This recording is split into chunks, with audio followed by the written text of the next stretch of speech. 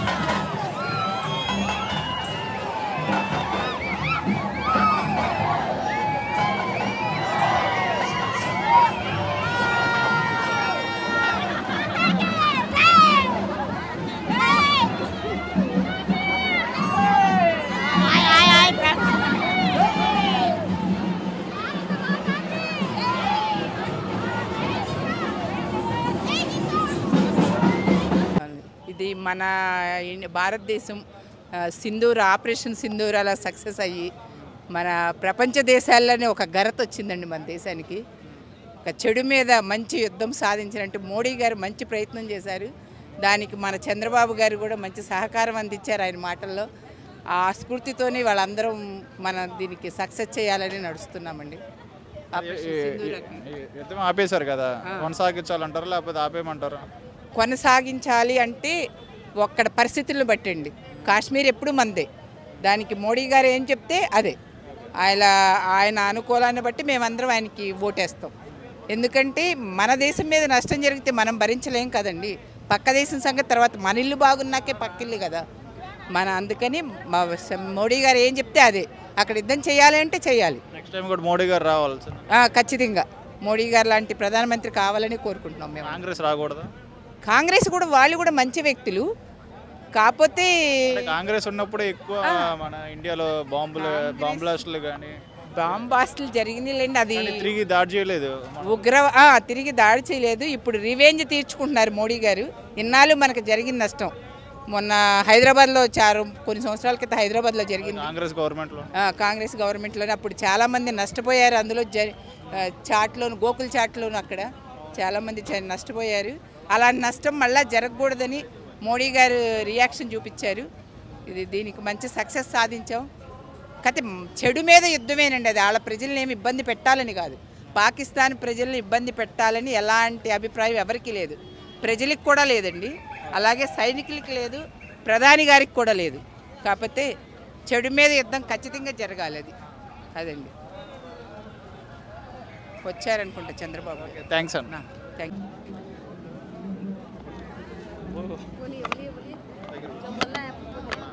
आज हम लोग बिजवाड़ा में रैली में उपस्थित हुए हैं।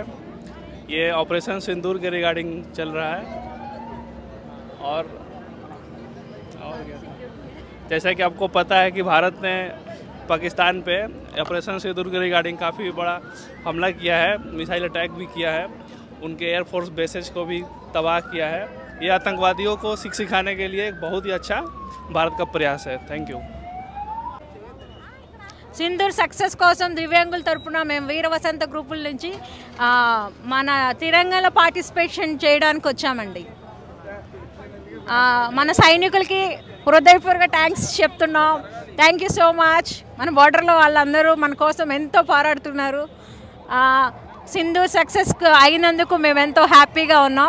సో ఇప్పుడు మన చంద్రబాబు నాయుడు గారు, పవన్ కళ్యాణ్ గారి తరఫున మేము కూడా పార్టిసిపేట్ చేద్దామని మా దివ్యాంగులు చాలామంది వచ్చారు. Thank you. తర్వాత మేము ఇక్కడ ఇందిరాగాంధీ స్టేడియంలో పెద్ద ఎత్తున మళ్ళీ త్రివర్ణ పతాకం ఎగిరిందండి. ఎందుకంటే దీని పాకిస్తాన్ మీద యుద్ధానికి వెళ్ళిన మా ముగ్గురు మనగాళ్ళు ఎవరైతే ఉన్నారో నరేంద్ర మోడీ గారు కానివ్వండి, చంద్రబాబు నాయుడు గారు, మా power star Pawan Kalyan deputy CM గారు కానివ్వండి, ముగ్గురు మనగాళ్ళు అండి. భారతదేశానికి ముగ్గురు మనగాళ్ళు ఉన్నారు. ఎందుకంటే పాకిస్తాన్ మీద అసలు AK-47 గన్నుల్లాగా దూసుకెళ్ళిపోతా ఉన్నారు పాకిస్తాన్ మీద పోరాటానికి. అసలు ఆ పోరాటం చూస్తూ ఉంటే మేము కూడా పాల్గొంటే బాగుండేది అన్నంత విధానంలో మేము కూడా భారత మాతకి ఒక సైనికురాల్లాగా పనిచేయడానికి మేము కూడా సిద్ధం. ఎప్పుడు పిలిచినా మేము అందుబాటులోనే ఉంటాం. దేనికి తగ్గేదే లేదు. తెలుగు మహిళలు కానీ భారత దాంట్లో తగ్గేదేం లేదండి. ఎందుకంటే మేము ముందంజలోనే ఉంటాం, పోరాటానికైనా సిద్ధంగా ఉన్నాము. చాలా మోడీ గారికి, ప్రధాని మోడీ గారికి మేము చాలా ధన్యవాదాలు అయితే తెలియజేసుకుంటా ఉన్నాం. ఇక భారత్పై కన్నెత్తి చూడాలన్నా భయపడాలా, పాకిస్తాన్ కావచ్చు, దానమ్మ ఏదైనా కావచ్చు, భయపడాలంటే భారత్ వైపు చూడాలంటేనే భయపడే విధంగా మా నరేంద్ర మోడీ గారు యుద్ధ భూమిలో పాల్గొన్నారు. చాలా బ్రహ్మాండం. అదేవిధంగా ఒక లేడీ టైగర్ మాదిరి ఎన్ని గుళ్ళు దూసుకుపోయినా సరే ఒక మహిళ పైలట్ని తిప్పే విధానం మేము టీవీలో చూసాం. చాలా అద్భుతంగా ఉంది. ఆవిడకి కూడా మేము సైల్యూట్ చేస్తూ ఉన్నాం. భారత్ మాతాకి జై అండి. ముగ్గురు మనగాళ్ళే, ఇంకా భారతదేశానికి ముగ్గురు మనగాళ్ళు ఉన్నారు. వాళ్ళే పవన్ కళ్యాణ్, అలాగే చంద్రబాబు నాయుడు గారు, మోడీ గారు. మీకు బహుత్ బహుత్ ధన్యవాదాలు సార్. జై భారత్ మాతాకి జై. నా పేరు తిరువిధుల మురళీదేవి. ఈరోజు ఈ కార్యక్రమంలో పాల్గొనడం నాకు చాలా ఆనందంగా ఉంది. ఒక భారతీయురాలుగా మన నరేంద్ర మోడీ గారు సూపర్గా నాయకత్వం వహించారు. ఆయనకి దేశాలందు కూడా చాలా పేరు ప్రఖ్యాతలు నిలబడ్డాయి. మన భారతదేశం యొక్క చరిత్రని మళ్ళీ చిరస్థాయిగా నిలిచేటట్టుగా చేశారు. మన భారత్ మిలిటరీకి, మన ఇండియన్ ఆర్మీకి కూడా సెల్యూట్ చేస్తూ ఉన్నాము. మన యుద్ధ వీరులందరికీ కూడా. పాకిస్తాన్ ఏదైతే ఉందో మళ్ళీ ఇంకోసారి మన భారతదేశం వైపు చూసినా కూడా వారికి అదే శర్మగీతం అయ్యిద్ది. మన ఇండియన్ ఆర్మీ పవర్ కూడా చూపించారు నరేంద్ర మోడీ గారు. మేరా భారత్ మహాన్. సూపర్. నాది పాడుమక్కల మండలం వీరంకలకు గ్రామ కాపురస్తురాల్ని. నా పేరు గంగశెట్టి వాసవి. అయితే ప్రధానమంత్రి గారి పిలుపు మేర, మరి చంద్రన్న గారి పిలుపు మేర, మరి వీర వసంతరాయ్ సంఘం అన్నగారి పిలుపు మేర మేము వికలాంగులం అందరం వచ్చి ఆ పాకిస్తాన్ పిలక పీకేశారు కాబట్టి మేమందరం మద్దతు ఇస్తున్నాం. మేమేం చేయలేకపోయినా సరే మేమందరం ఉన్నామని చెప్పి మద్దతు ఇస్తున్నాం. మా దేశం తరపున, మా సంఘం తరపున, మా రాష్ట్రం తరపున. ఇట్లా వందనాలు. పట్టుకో. రెడీ.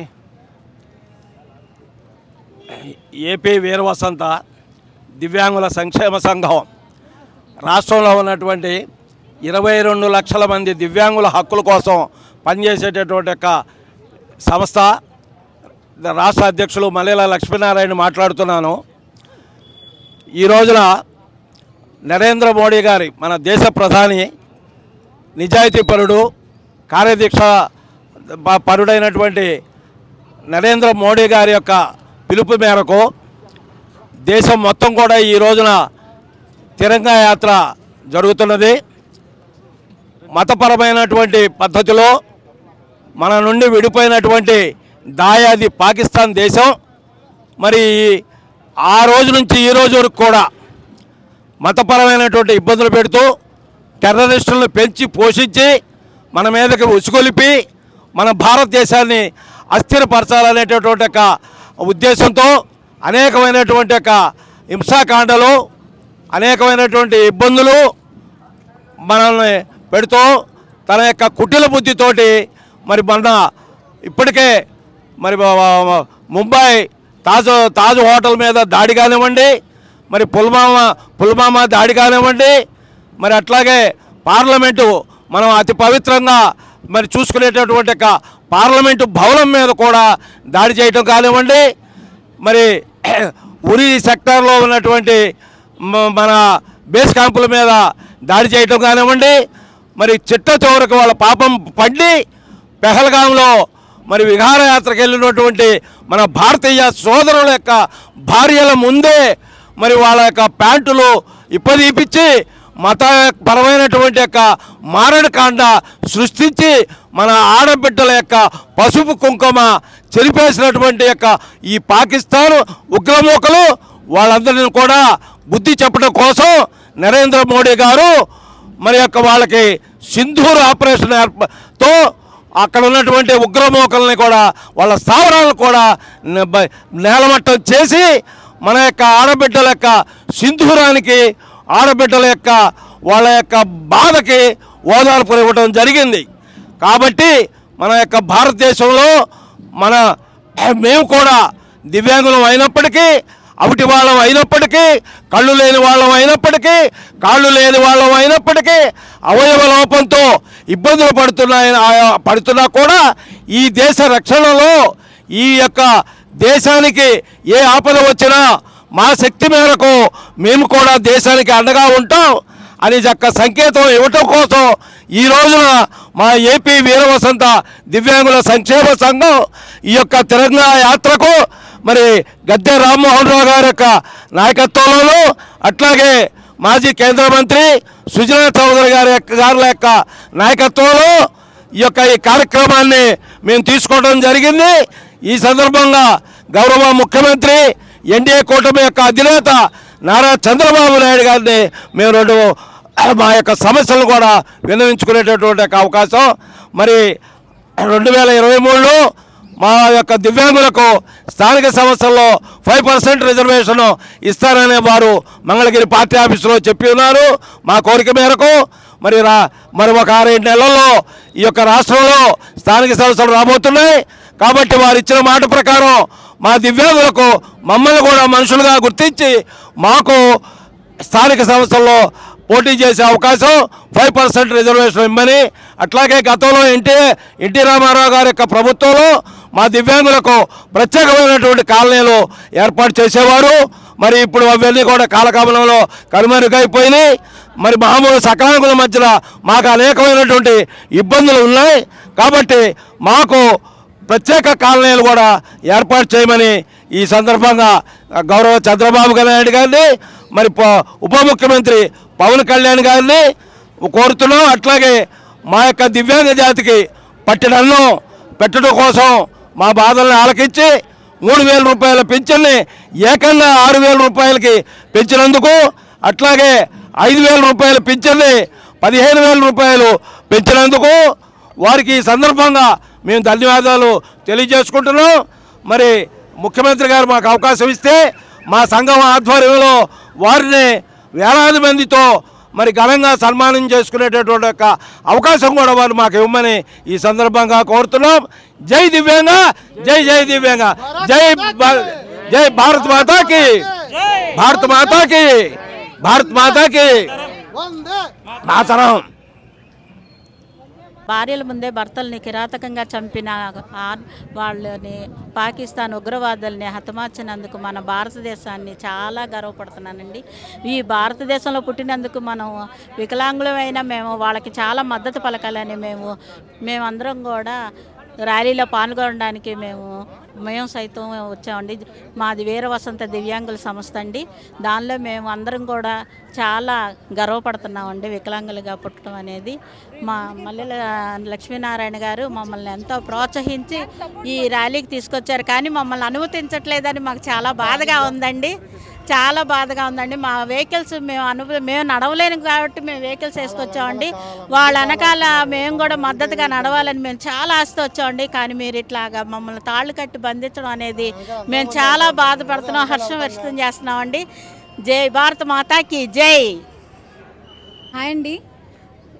జనసేన అధినేత డిప్యూటీ సీఎం గారు మన పవన్ కళ్యాణ్ గారు ఈరోజు ఆయన పిలుపునిచ్చిన విధంగా ఇక్కడ బందర్ రోడ్లో, విజయవాడ బందర్ రోడ్లో పెహల్గామ్లో జరిగినటువంటి తీవ్రవాద చర్యకి నిరసనగా జెండా తిరంగ యాత్రని ఇక్కడ ప్రారంభిస్తున్నారు. మరికొద్దిసేపట్లో పవన్ కళ్యాణ్ గారు ఇక్కడికి వస్తారు.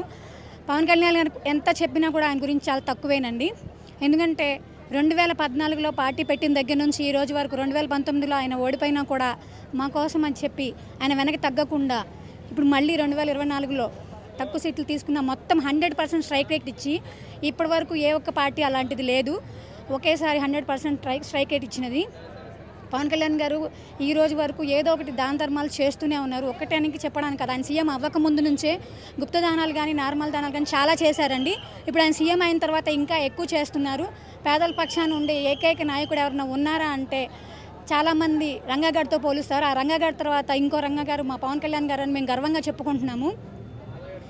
పవన్ కళ్యాణ్ గారు పంచాయతీ రాజ్ శాఖ తీసుకున్న తర్వాత గిరిజన గ్రామాలని వాటికి సంబంధించి అన్ని రకాల అభివృద్ధి పనులు చేస్తూ తండాల్లో తిరుగుతూ ఆయన చెప్పులు లేకుండా వాళ్ళతో పాటు తిరుగుతూ వాళ్ళకి చెప్పులు లేవు అని చూసి వాళ్ళందరికీ చెప్పులు పంపించడం కూడా మీరు అందరూ చూసే ఉంటారు. అలాగే డోలీలో తిరుగుతున్నారని చెప్పి వాళ్ళకి రోడ్లు వేయించడము ప్రతిదీ ఆయన ఒక ఉద్యమంలా చేస్తూనే ఉన్నారు. ఏం చేసినా సరే ఒక ఉద్యమంలా జరుగుతూనే ఉన్నాం ఆయన చేసినవన్నీ. మీరు ఈ రోజు ఆ రోజు అని కాదు, ఇలాంటి నాయకుడు దొరకడం చాలా అదృష్టం అండి. ఇంకా ఇప్పుడు పహల్గామ్ యాత్ర గురించి కూడా అన్ని గుడుల్లో టెంపుల్స్లో మెయిన్ ఎమ్మెల్యేలు అందరికీ పిలుపునిచ్చారు. వెళ్ళి మన సైనికులకి అండగా వాళ్ళందరూ బాగుండాలి అని చెప్పేసి వాళ్ళందరికీ పూజలు కూడా చేయించమని చెప్పి పిలుపునిచ్చారు. అదేవిధంగా అన్ని చోట్ల నిన్న దుర్గగుడి విజయవాడలో కూడా జరిగింది. అలాగే వాళ్ళు తిరంగ యాత్ర పిలుపు ఇచ్చారు. ఆయన ఏ పిలిపించినా ఎటువంటి పని చేయమన్నా సరే మేము కళ్ళు మూసుకుని ఆయన వెనక ఉంటామని మేమే కాదు, మేము జన సైనికులమనే కాదు ప్రజలంతా కూడా ఒక మంచి నాయకుడిని, రాజకీయాల్లో సొంత డబ్బు ఖర్చు పెట్టే నాయకుడు అంటూ ఎవరు ఉండరు. కానీ ఈరోజు ఆయన సొంత డబ్బులతో చాలామందికి చాలా చేస్తున్నారు. నిన్న ఒక సైనికుడు చనిపోతే గవర్నమెంట్ ఇచ్చిన డబ్బులు కాకుండా ఆయన సొంత డబ్బులు 25 లక్షల రూపాయలు ఇచ్చారు. అలాగే అంతకుముందు ఒక ఆయన చనిపోతే ఆయనకు కూడా ఆయన సొంత డబ్బులు 50 లక్షలు ఇచ్చారు.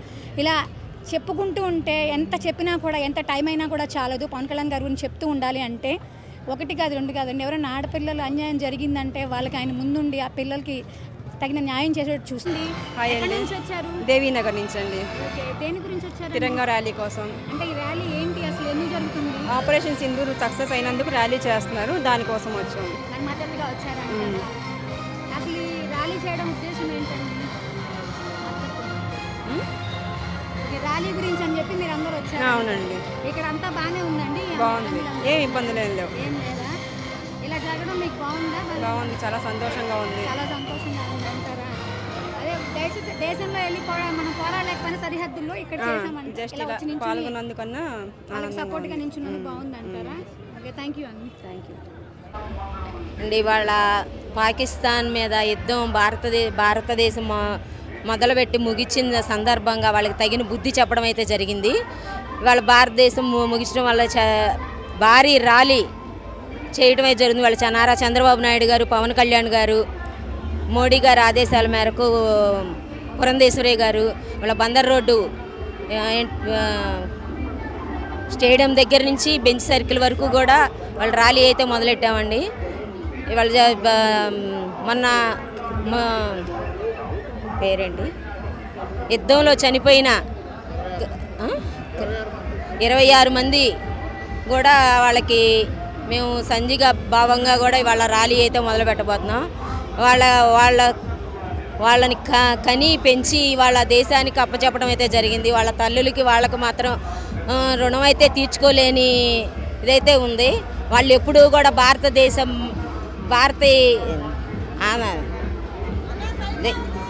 భారత మాత ఒళ్ళో మాత్రం వాళ్ళు ఉన్నారనుకోవాలి. భారత జెండా చూసినప్పుడల్లా వాళ్ళే గుర్తు రావాలండి. వాళ్ళు జై హింద్, జై భారత్. Okay, thank you.